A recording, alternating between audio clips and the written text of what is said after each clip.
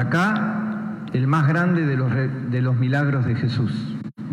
Lo dice en un momento el ciego, ¿no? Nunca se escuchó que alguien curara a un ciego de nacimiento. Recordemos que en la creencia popular del pueblo de Israel, la enfermedad era castigo por un pecado. Si alguien la tenía de nacimiento, o sea, casi no había forma posible de sanar, de curar esa enfermedad, porque era una maldición anterior, o de los padres, o algo malo que ya venía en la persona, que venía en el enfermo. Entonces, que alguien cure un ciego de nacimiento, sin duda, es el milagro más grande. Hasta ahora, la semana que viene, vamos a tener el más grande, que es la resurrección de Lázaro. Esto en la obra de Juan, ¿no? El relato es realmente, y se los digo para después releerlo, porque no tiene un solo renglón de desperdicio, y tengo miedo de ser muy larguero, pero no creo. Voy a tratar porque realmente es, además de la maravilla de Jesús, la pluma de Juan es extraordinaria. Porque ¿cuál es la intención de Juan? La intención de Juan es demostrar qué significa que Jesús es luz. Porque a veces nosotros lo tomamos como algo medio misticoide, no místico, y entonces pareciera que Jesús nos ilumina y nos llega la luz de Jesús y entonces pensamos cosas, sentimos cosas, pero nos olvidamos de que Jesús es luz y la luz lo que hace es poner de manifiesto lo que ilumina. Entonces vos prendés la luz y lo que está aparece. Entonces, esto también pasa con la vida del hombre y pasa también con la vida del mundo y pasa también con la vida de la iglesia.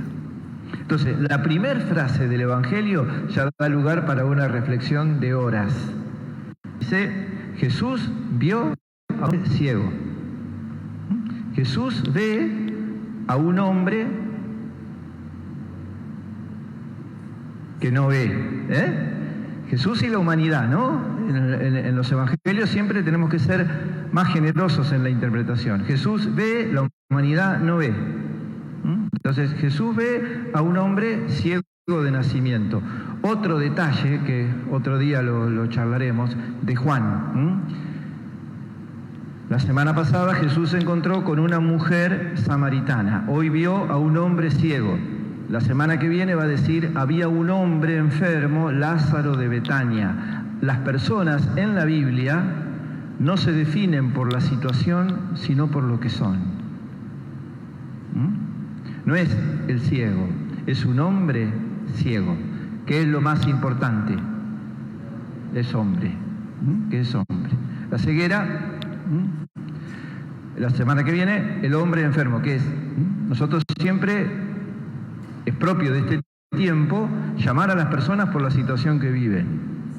Y normalmente lo usamos como etiqueta. Y como etiqueta que no las podés sacar de ninguna manera. Este es esto, este es aquello. Y sobre todo si tienen algún tipo de debilidad o de complejidad en su vida, más fácil, ¿no? Es una forma de pegarle. De pegarle más fácil. Entonces Juan dice, Jesús vio a un hombre ciego, vio a un hombre. Esto es fundamental, sobre todo en el Evangelio de Juan, para poder entender cómo la Escritura resalta constantemente la dignidad del hombre, por encima de lo que vive.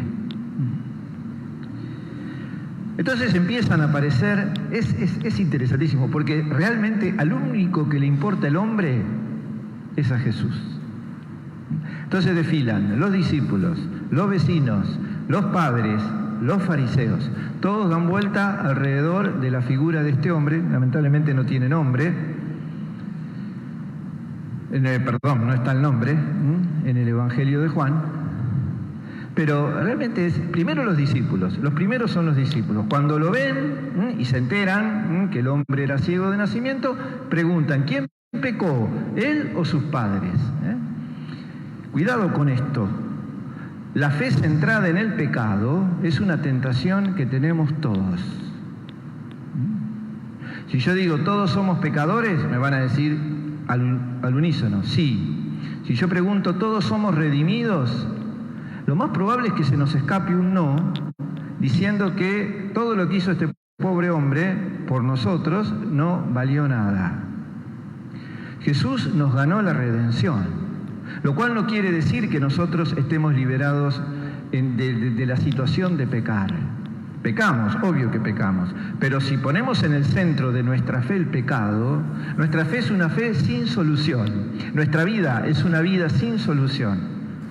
Todo empieza y termina en el pecado, sabiendo lo que eso significa: angustia, depresión, miedo, vivimos sin esperanza, todo se nos hace rutina. En cambio, cuando la vida es redención, vos decís, uy, volví a fallar, me volví a equivocar, volví a pecar, pero Él hizo todo por mí y dio la vida en la cruz. Puedo seguir adelante, puedo seguir adelante. Mi vida puede presentarme nuevos desafíos.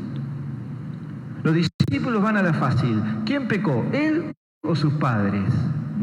El centro de la vida de fe no es el pecado, porque el pecado es nuestro. El centro de la vida de fe es el amor de Dios. La originalidad de la fe está en el amor de Dios, no en el pecado del hombre. Ya sabemos que pecamos.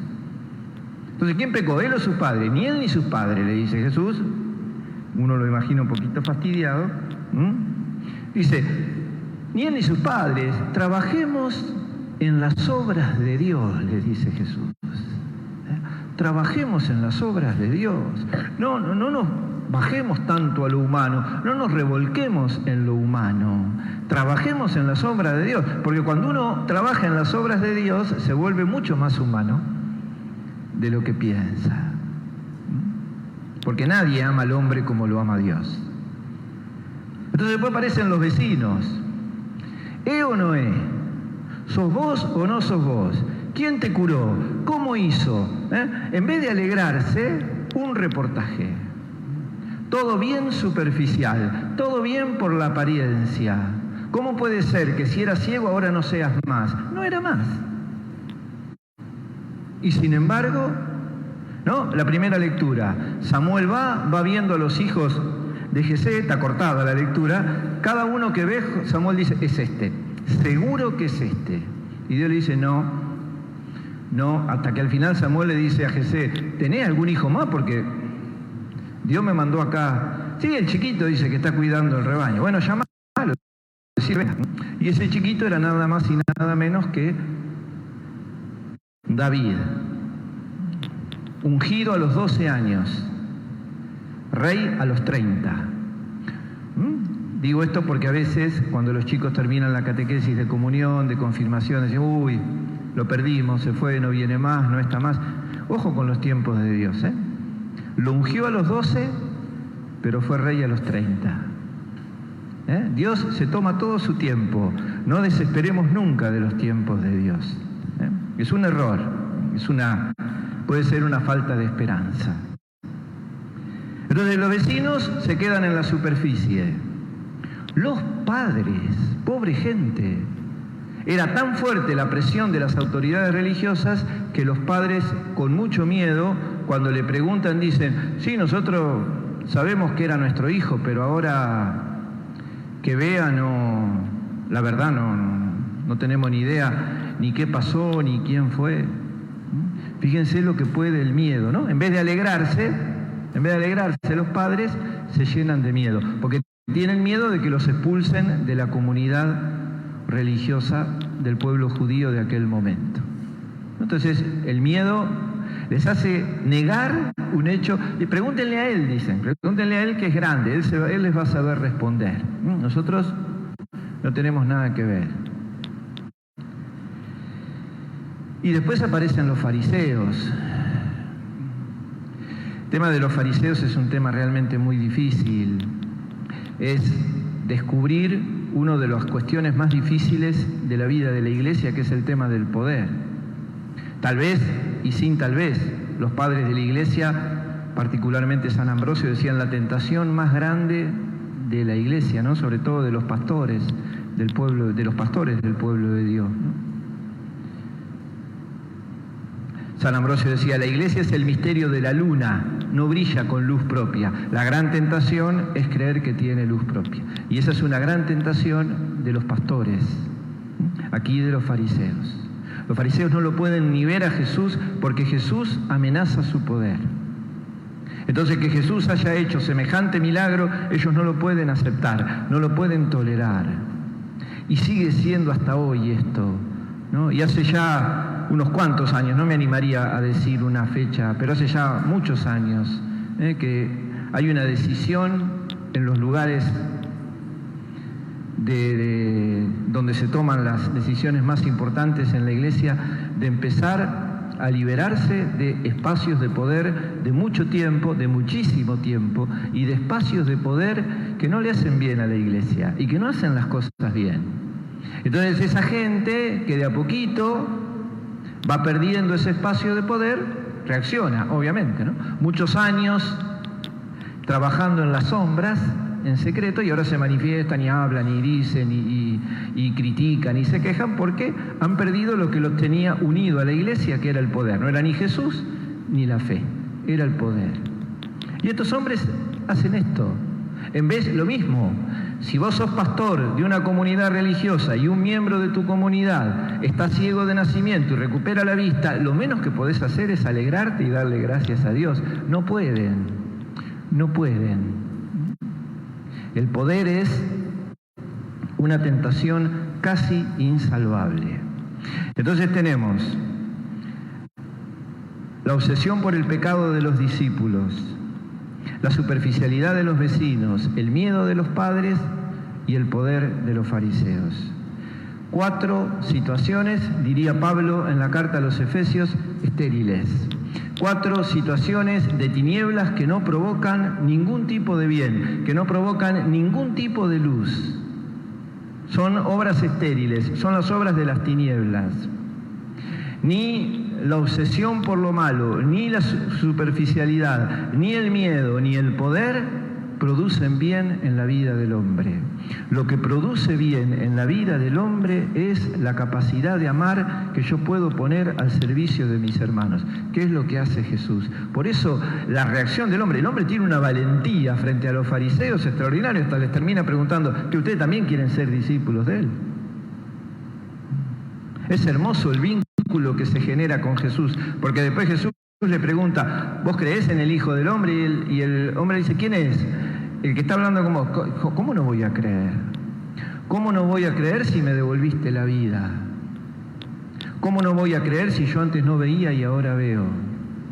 ¿Cómo no voy a creer si arrojaste sobre mi vida una luz que me llena la vida? No es una luz artificial la de Jesús, ¿eh? La luz de Jesús es una luz verdadera que viene, que pone de manifiesto nuestras tinieblas, pero no para avergonzarnos, sino para cambiarnos. Entonces, cuando Jesús mira todas estas realidades, nosotros tenemos que preguntarnos, ¿cuántas veces en mi relación con los demás, cuántas veces como iglesia, ¿no? Una iglesia obsesionada en el pecado, una iglesia a veces superficial, una iglesia a veces llena de miedo, una iglesia que confunde su misión con el poder? Entonces, todo eso necesita la luz de Jesús. Y yo en mi vida también la necesito, porque Jesús me dijo, hoy dice el Evangelio, yo soy la luz del mundo, recordemos hace unos domingos lo leímos, ustedes son la luz del mundo, le dice Jesús a los discípulos. Y le dice, no se enciende una lámpara para ponerla abajo de la cama, sino para que ilumine a toda la casa. Entonces, la sanación se nos convierte en misión. Jesús me da luz para que yo ilumine a los demás. Jesús me da su luz para que yo la ponga al servicio de los demás. No la mía, no puedo. Se apaga enseguida mi luz. Ahora, con la luz de Jesús, yo puedo ir al encuentro de los demás a liberar situaciones de tinieblas. Vivimos en un mundo que fabrica tinieblas. Vivimos en un mundo que fabrica oscuridades. No atacarlas de alguna manera nos hace cómplices. Y el ataque no tiene que ver con manifestaciones de ningún tipo, simplemente con llevar la luz de Jesús. Seguramente a nosotros nos ha pasado, seguramente conocemos personas que viven situaciones de tiniebla. Tenemos con qué acompañarlas, tenemos con qué acercarnos. La luz de Jesús, la luz de aquel que dijo: yo soy la luz del mundo, que viene a iluminar nuestra vida, que viene a sanar nuestras oscuridades y que viene a enviarnos a nosotros también para que llevemos su luz a nuestros hermanos. Rezamos el credo. Creo en Dios Padre,